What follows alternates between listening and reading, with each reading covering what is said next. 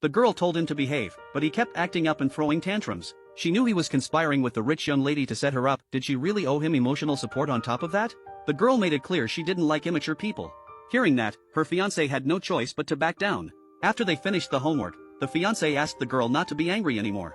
She smiled in response, but then he asked for a reward. The girl thought, no wonder he has the rich young lady spellbound. The next moment, he kissed her neck and all of it was seen by the man watching from the shadows.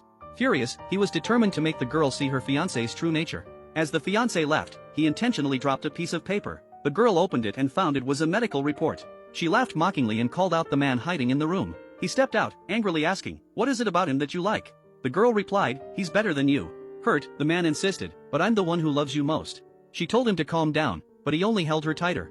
Meanwhile, the fiancé, who hadn't gone far, thought she must have seen the report and would be worried sick about him, so he turned back to take advantage of the situation. The moment he opened the door, he saw the girl locked in an embrace with the man. Enraged, he shoved the man away and scolded the girl, "How could you do this to me?"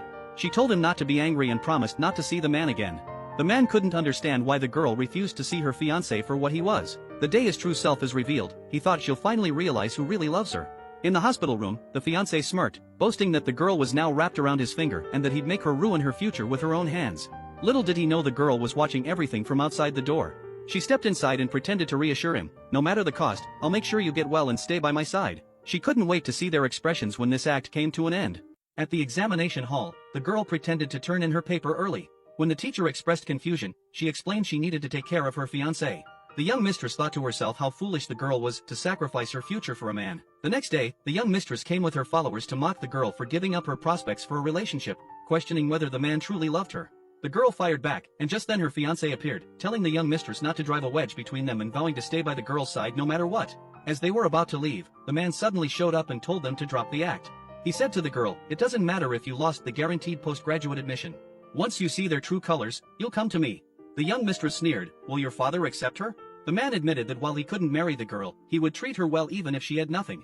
The girl replied, "That remains to be seen." Just then, the competition results were about to be announced. The young mistress continued to taunt her, "What you've been striving for so desperately will come to me effortlessly." But when she stood up to accept the award, it turned out the guaranteed postgraduate admission was awarded to the girl.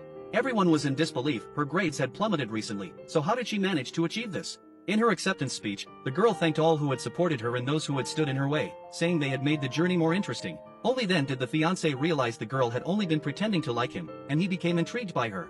When the man learned of this, he grew even more attached to the girl.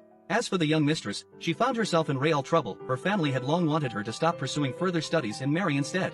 The girl was at the hospital taking care of her fiancé, who was afraid she would abandon him. The girl assured him she wouldn't. Meanwhile, a man waiting outside the room told her, once she stepped out, not to trust her fiancé anymore. He was clearly trying to ruin her future.